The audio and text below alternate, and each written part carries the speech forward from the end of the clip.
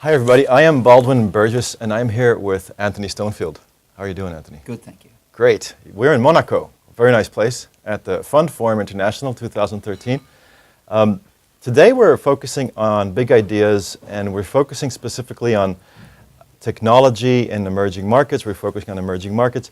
But your session was pretty interesting. You were on a panel that spoke about how technology is transforming the developing countries, and we had a specific focus on Africa. Yes. And but first, before we get into that, Anthony, tell me a little bit about yourself. Now, you're originally from Africa. You went out to the U.S. to become a technical entrepreneur. Right. And then you came back. But tell us a little bit more about what's your journey been like. Oh, well, fantastic, really. I was 30 years in the United States, all up and down the tech coast. Built a couple of interesting companies.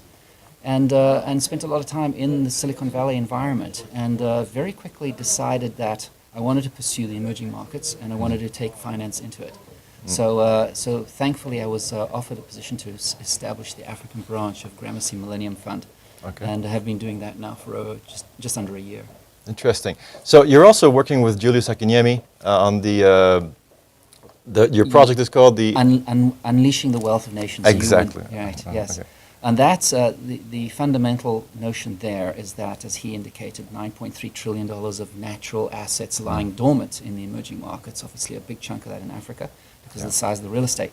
And the goal there is to leverage new technologies, especially wireless technologies, to create registries of people's assets, natural and physical assets, and then create a reputational index, which is essentially a emerging markets similarity to a credit profile, but much more, I'd say much more modern, frankly.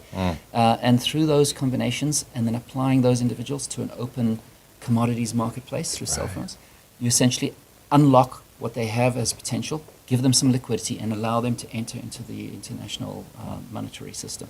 And you've put it on the cell phone level, right? So, because obviously, internet access is not always available, but people seem to be extremely comfortable with their cell phone. I mean, for them, it's more important even than having currency in their pocket. It's the credit on their cell phone, correct? It's the case. When I left Africa many decades ago, it was that the shoes were the most important thing, and they'd go without food to have shoes. Now it's the cell phone and the cell phone airtime. Right. And something that wasn't discussed on the panel is that over 90% is prepaid, which is very interesting. In a sense, we've been trying to push on mobile banking, for example.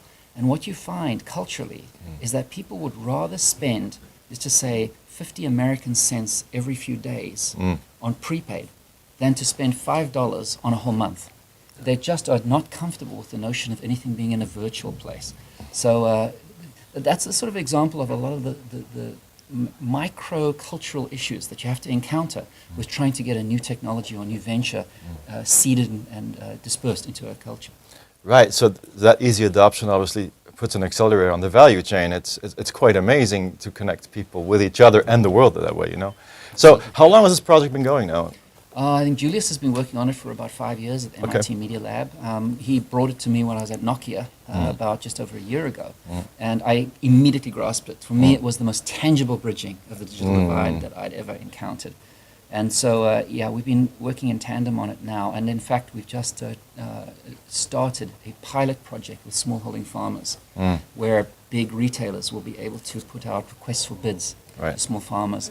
Get a little local system going whereby we build up a reputation, build up a process of delivering goods on time, and then those major retailers can then scale it for us.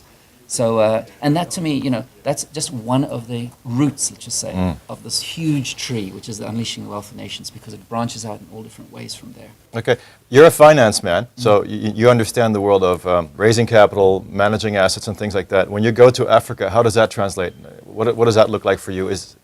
Well, that's a big question. It's really, really fascinating. It's talking to the entrepreneur and making him understand that realm. I'm into that business too, so I sort of have part of your answer, but yes, okay. It is. I always love to pick other people's mind on their experiences. Sure. How does that make sense to people there? I come to the market as an entrepreneur primarily, and secondarily as an investor. And what I find is that is very, very useful.